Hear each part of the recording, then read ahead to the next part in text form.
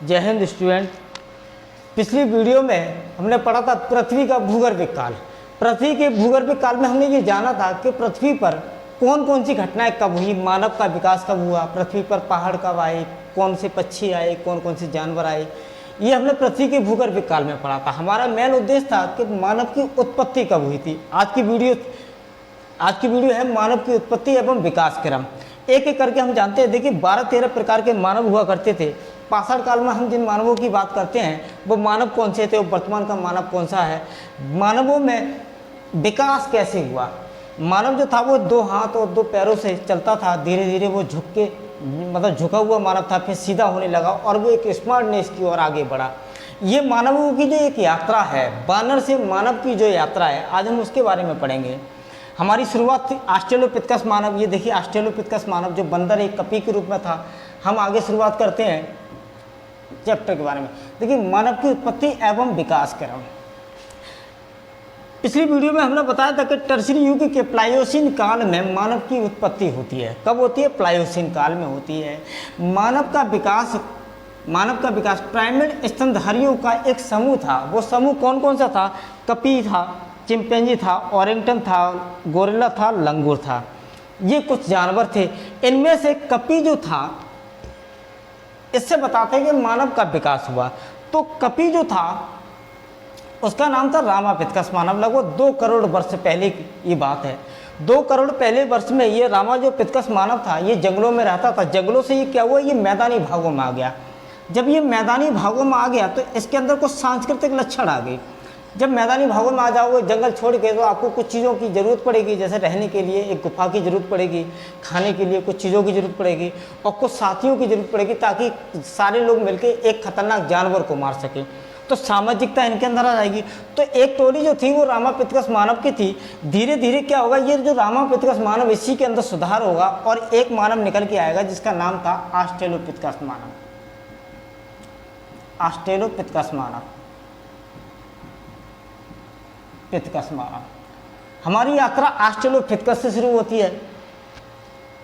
अगला देखिए, पहले हम मानवों के प्रकार के बारे में जानते हैं। पहला मानव मैंने बताया ऑस्ट्रेलोपिथेकस मानव, होमो हैबिलिस मानव, हेडलबर्ग मानव, होमो इरेक्टस मानव, निएंडरथल मानव, क्रो-मैग्नन और होमो सैपियंस। होमो इरेक्टस के 2 और मानव थे, पिंकिंग मानव। इनके 2 ही भाग हैं। तो सबसे पहले हम ये जान लेते हैं कि जो मानव का जो विकास है वो कहाँ से शुरू हुआ। ऑस्ट्रेलोपिथेकस मानव, इसको मानव का आदि पूर्वज बोला जाता है।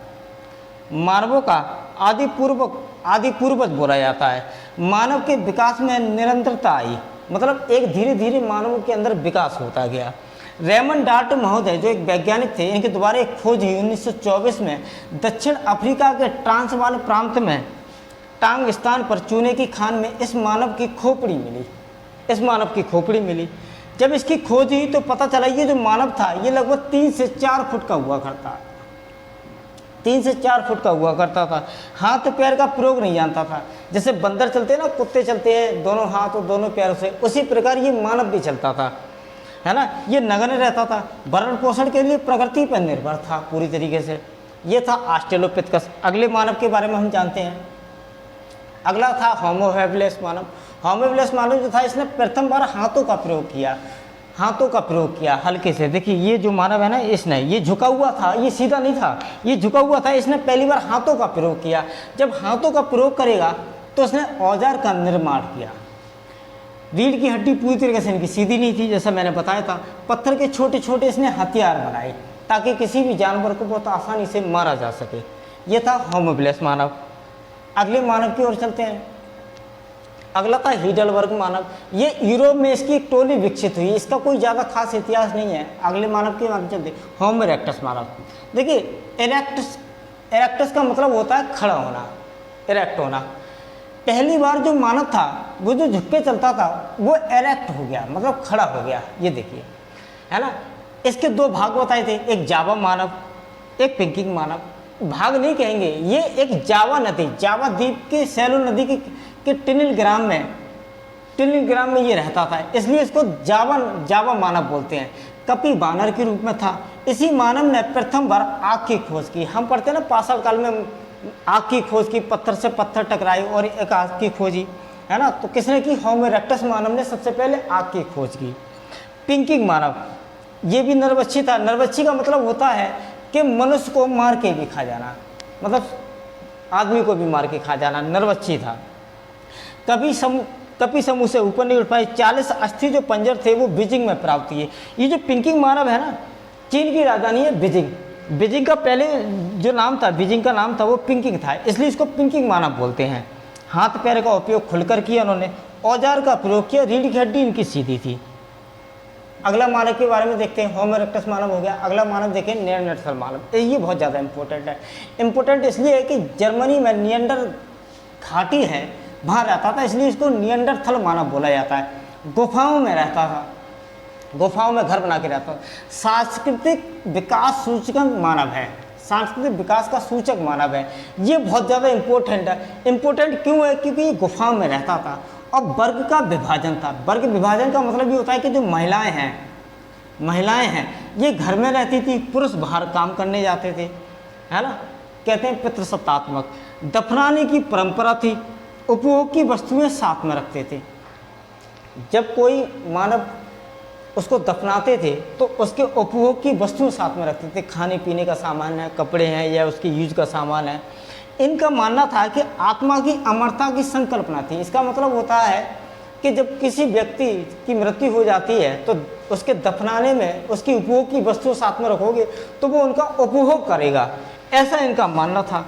अक्षर ज्ञान था। अक्षर ज्ञान का मतलब लिपि ज्ञान नहीं होता, अक्षर का ज्ञान था। चित्रकारी वगैरह करते थे, नक्काशी करते थे तो कुछ चित्र पहचानते थे। हड्डियां जो थी वो जली हुई मिली।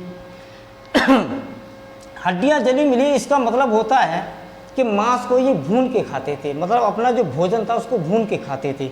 ये इसका अर्थ निकल के आता है। ये देखिए आग। और दूसरा ये था कि आग के बारे में ये लोग परिचित थे। आगे मानव के बारे में हम देखते हैं, ये हो गया नियंडरथल मानव। अगले मानव के बारे में देखते हैं, क्रोमोनेल मानव। ये जो मानव थे इसकी जो मस्तिष्क क्षमता थी वो हमसे अधिक थी, ऐसा माना जाता है।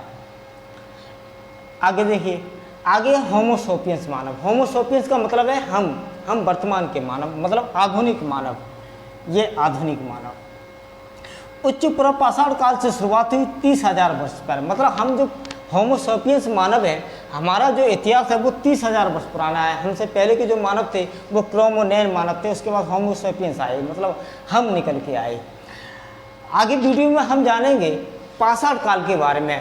पाषाण काल में कब मानव ने आग की खोज की, है ना, कब उसने पत्थर के हथियार बनाए, हथियार छोटे बनाए, फिर उसके बाद बड़े हथियार बनाए, फिर वो घरों में रहने लगा, फिर वो शादी ब्याह संपन्न और कुछ सांस्कृतिक लक्षण उसके अंदर आ गए। ये सब हम जानेंगे पाषाण काल के बारे में। अगली वीडियो आप देखिए पाषाण काल के बारे में।